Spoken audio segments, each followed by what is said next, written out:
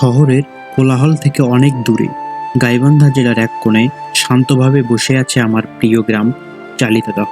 নেই কোনো নদী, পাহাড় বা সমুদ্র, তবুও আমার চোখে এটাই পৃথিবীর সবচেয়ে সুন্দর জায়গা।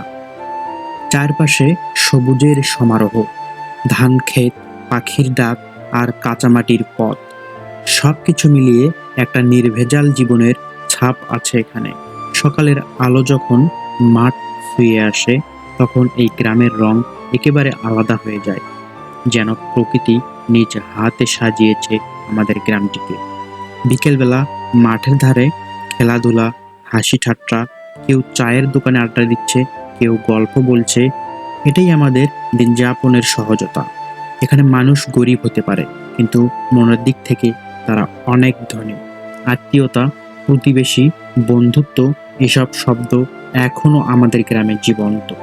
আমি এখানেই হাঁটতে শিখেছি, এখানেই জীবনের প্রথম বন্ধু পেয়েছি।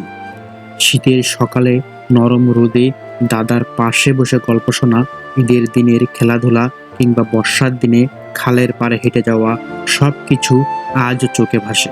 এখন যে রাস্তাটি দেখছেন, এটি আমার জীবনের প্রথম চলার পথ। এই মাটির রাস্তায় আমার ছোটবেলা, আমার শৈশবের গল্প লুকিয়ে আছে।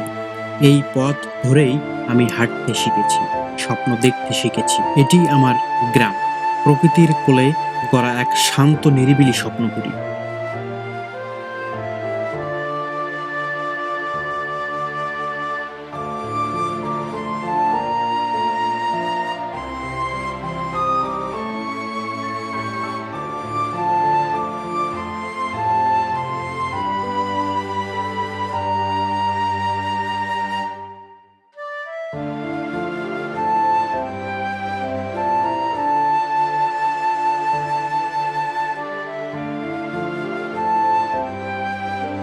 আজকের মতো এখানেই শেষ করছি আমার প্রিয় গ্রামের এই ছোট্ট ভ্রমণ।